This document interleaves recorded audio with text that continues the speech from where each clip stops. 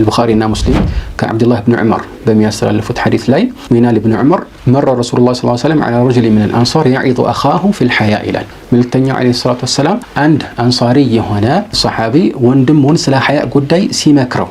بزات تكب ألفوا إلى اليوم عندنا زجاجة في صحيح البخاري يعاتب أخاه في الحياة سواك صونه إن من ياله عندما يقصون قريب عندنا زجاجة لا تقومه إن الجقا درجو يكون نبره حتى إنه يكاد يقول إنه قد أضر به مالت هي حياة سوي تلبس ويه مجلجة يقول دون دهنا ينكرون أنت بتأمس لما تافر بزوم أجيت يمجبهن مبتل مسالي لا تتأيك تشيل الله ياله حياة متون دالبت ململو يمكرون نا يه برقت بزماناتن ببزو بتوش لا يمين نكرنا በተለይ አንዳንድ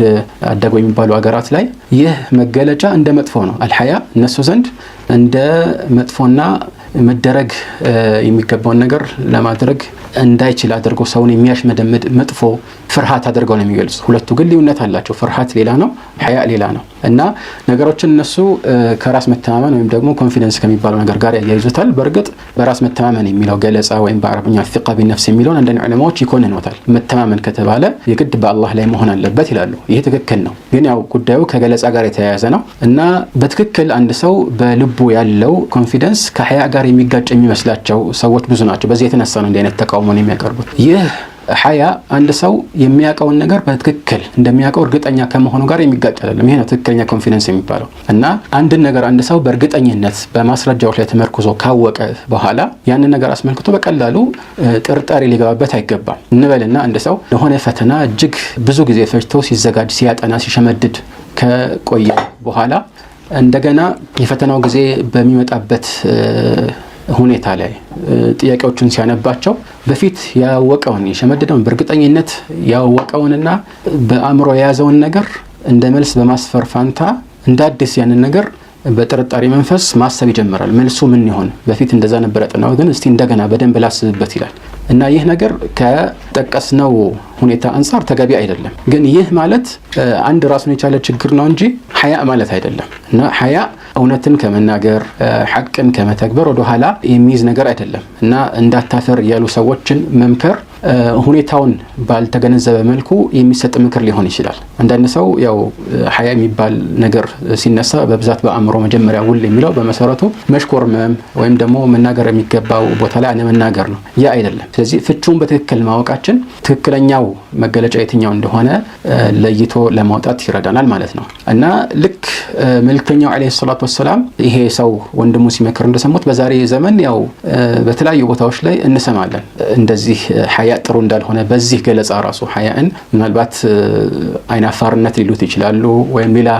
ስም ሊሰጡት ይችላሉ በሌሎችም ቋንቋዎች ለምሳሌ ሻይነስ ሊሉት ይችላሉ እና ግን ሐያ ማለት ከዚህ የተለየ መሆኑን ማወቅ ያስፈልጋል እና በውስጡ መጥፎን ከመስራት ምናልባት የሚያስወግዝና የሚያስነውር ነገርን ከመተግበርና ከመናገር አንድ ሰው የሚኖረው ቁጥብነት ወይም በሌላ አነጋገር ሞደስቲ እንደሚባለው ነው ምንም እንኳን ይሄ ራሱን የቻለ ሌላ መገለጫ ቢኖረው እና መልእክተኛው አለይሂ ሰላቱ ወሰለም ይሄንን ሰው በሰሙበት አጋጣሚ ግን ጥሩ ምክር እንደሆነ አልነገሩትም ዝም ብለውም አላለፉም ምንድነው ያሉት دعه فإن الحياء من الإيمان አሉት ተወው ሐያ እኮ ከኢማን ነው የሚቆጠረው አሉት ስለዚህ ሐያ የኢማን መገለጫ እንደሆነ ጠቀሱ ጥሩነቱን ብቻ አይደለም ያወሱት فإن الحياء من الإيمان الحياء ወይም ደግሞ አይናፋርነት አንድ የኢማን አካል ነው አሉት ማለት ነው እና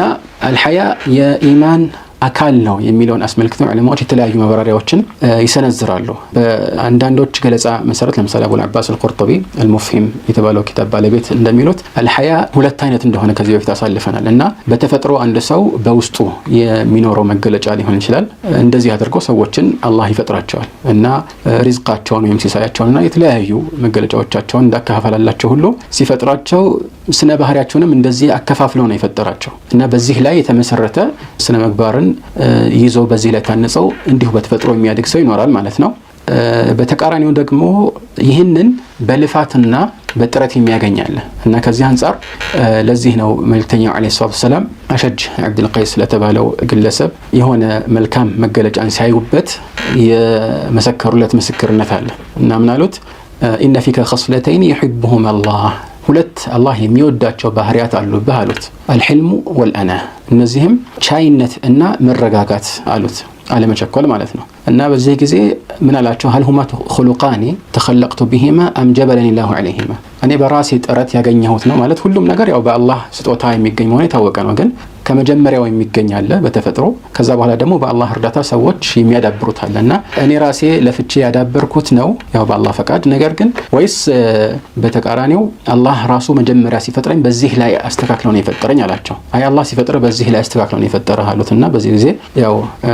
የአላህ መልእክተኛ የሚወዱት ሁለት ባህሪ ላይ አስተካክለው የፈጠረኝ ጌታ ምስጋናና ውዳሴ ይገባዋል አለ። እና ከዚህ የምንገነዘበው ባህሪያት ሁለት አይነት ናቸው። ሀያ ብቻ ሳይሆን ሁሉም ባህሪ እንደ ሁኔታው መነሻውን አስመልክቶ ሊለያይ ይችላል። ግን ወደ ሐዲሱ ስንመለስ አንዳንድ ዑለማዎች በተለይ አቡል አባስ አልጠዊል አልሐያ ሚነል ኢማን ሲባል ኢማን የሚለው እምነት ወይም ደግሞ የኢስላም መገለጫ የሆነው ትክክለኛው እምነት ያው ይሄ ተግባርንም ሊያካትት ይችላል እንደሚታወቀው እዚህ ውስጥ የሚካተተው አልሐያ ወይም አይናፋርነት በልፋትና በተግባራ የሚገኘው ሲሆን ነው ይላሉ። ምክንያቱም አንድ ሰው ሙከለፍ የሚሆነው ወይም ደግሞ በኢማን ርዕሶች ላይ ይህንን ሲያደርግ ጥሩ ሰራህ ተብሎ የሚመሰገነው መጥፎ ሲሰራ ደግሞ የሚወቀሰው ሊሰራው የሚችለው ነገር ሲሆን ነው እንጂ የተፈጥሮ ጉዳይ ከሆነ እከሌ ይህንን ነገር በተፈጥሮ አላህ ስለሰጠው ኢማን አለው እከሌ ደግሞ ስላልሰጠው ኢማን የለውም አይባልም። እና ከዚህ አንጻር ይህ የሚመለከተው እንዲህ አይነቱን ነው ይላል። እና ይህ በልፋት የሚገኘው አልሐያ በመሰረቱ የአላህን ህግጋት በመተግበር በመልፋት እና በዋነኝነት የአላህ Subhanahu Wa Ta'ala ህግ አለመፈጸም የሚያስከትለውን ውርደት ከመስጋት አንጻር አንድ ሰው የሚኖረው ውስጣዊ ስሜት ነው። እና ይሄ ያው ዕውቀትና መልካም ስራን ያካተተና በዚህ ላይ የሚገነባ እንደሚሆን ጥርጥር የለውም ማለት ነው። እና ይህንን ደግሞ ይበልጥ የሚያጠናክረው ሌላኛው